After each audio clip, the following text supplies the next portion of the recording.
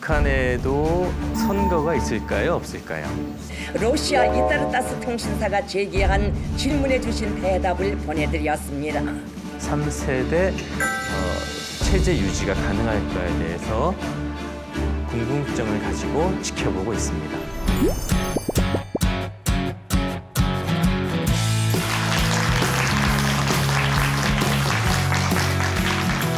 네, 여러분 안녕하세요. 안녕하세요. 오늘은 질문을 먼저 하나 여러분께 던져볼까요? 북한에도 선거가 있을까요, 없을까요? 있어요. 네, 잘 알고 계시네요. 그렇습니다. 있습니다.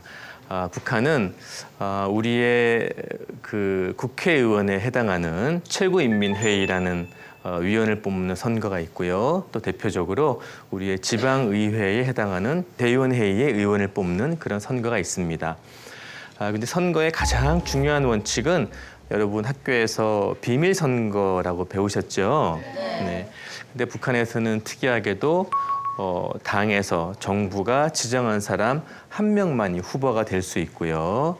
그리고 그 한 명의 후보자를 반대하는 사람만 기표소에 들어가서 표기를 하는 이런 비밀 선거의 원칙이 지켜지지 않는 것이 보통이라고 합니다.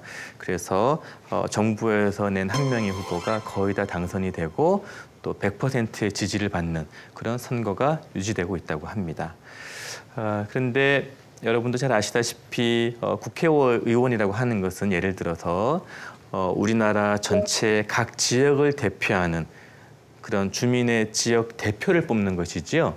네, 그래서 보시는 바와 같이 8개 도와 그리고 서울특별시를 포함해서 8개의 정부가 특별히 관리하는 도시가 있습니다. 이 외에도 많은 도시로 구성되어 있죠.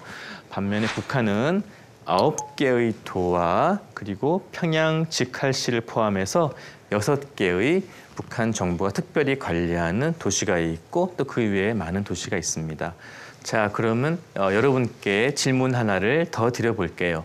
북한에는 과연 언론의 자유가 있을까요, 없을까요? 이번에는 각자 가지고 있는 2가지 색깔의 카드를 가지고 한번 답을 해보도록 할까요? 자, 있다고 생각하시는 분은 초록색, 북한에는 언론의 자유가 없다고 생각하는 학생들은 주황색 카드를 들어주세요. 자, 하나, 둘, 셋. 네. 네, 내려주세요. 한 학생만 있다고 생각하는 초록색 카드를 들었고 나머지 모든 어린이들은 없다고 생각하는 주황색 카드를 들었습니다. 네, 결론부터 말씀드리면은 북한에는 언론의 자유가 없다고 생각하시면 됩니다. 대표적으로 신문은 노동신문이라는 정부의 입장을 홍보하고 설명하는 데 치중하는 신문이 있고요. 또 방송으로는 조선중앙방송이라는 또 정부의 홍보 기능을 담당하는 방송이 있습니다. 지금까지 위대한 용도사 김성일 동지께서 2011년 10월 13일에 러시아 이타르타스 통신사가 제기한 질문에 주신 대답을 보내드렸습니다. 방송은 물론이고 신문에서도 우리와는 달리 광고를 찾아볼 수 없고 또 텔레비전 프로그램 같은 경우는 여러분이 좋아하시는 오디션 프로 같은 것도 전혀 없어서 매우 딱딱하고 재미없다고 생각하시면 됩니다.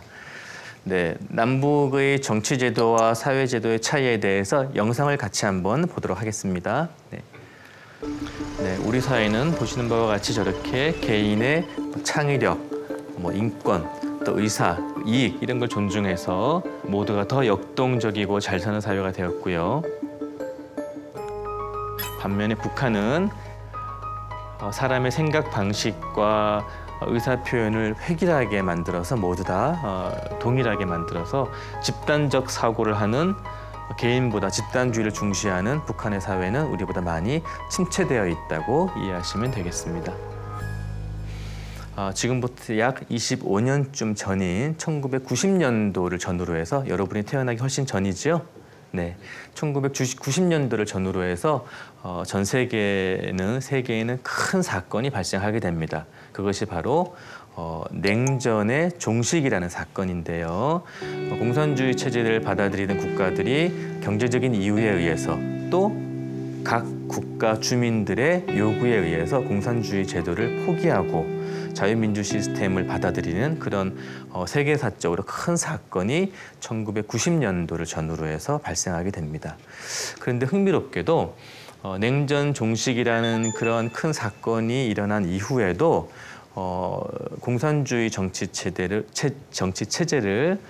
계속해서 유지하고 있는 나라들이 몇 개가 있습니다.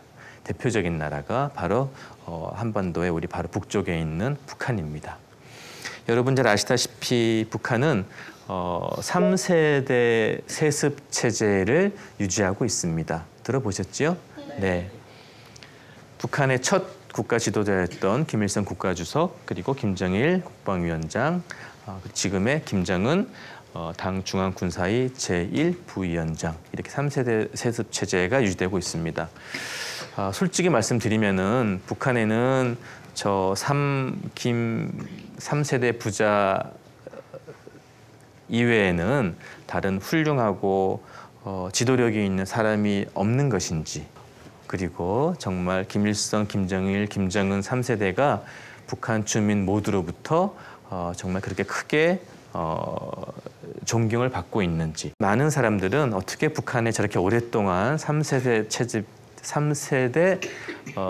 체제 유지가 가능할까에 대해서 궁금증을 가지고 지켜보고 있습니다.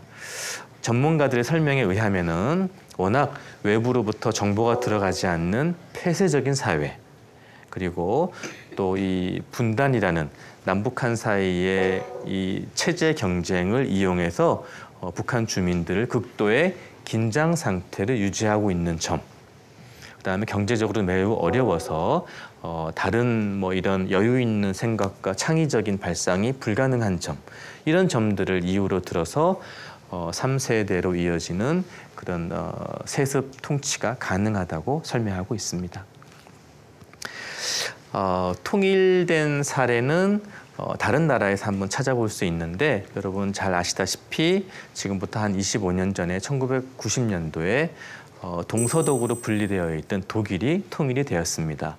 물론 통일이 된다고 해서 모든 문제가 해결되는 것은 아니고 통일 이후에도 많은 숙제와 어려움이 있는 것은 사실입니다. 하지만 25년 전의 통일이 초기에는 여러 가지 어려움과 난제들이 많이 있었지만 슬기롭게 잘 극복해서 지금은 뭐 세계 4위, 5위의 경제 대국과 세계 정치의 중심 국가로 우뚝 서게 되었습니다. 네.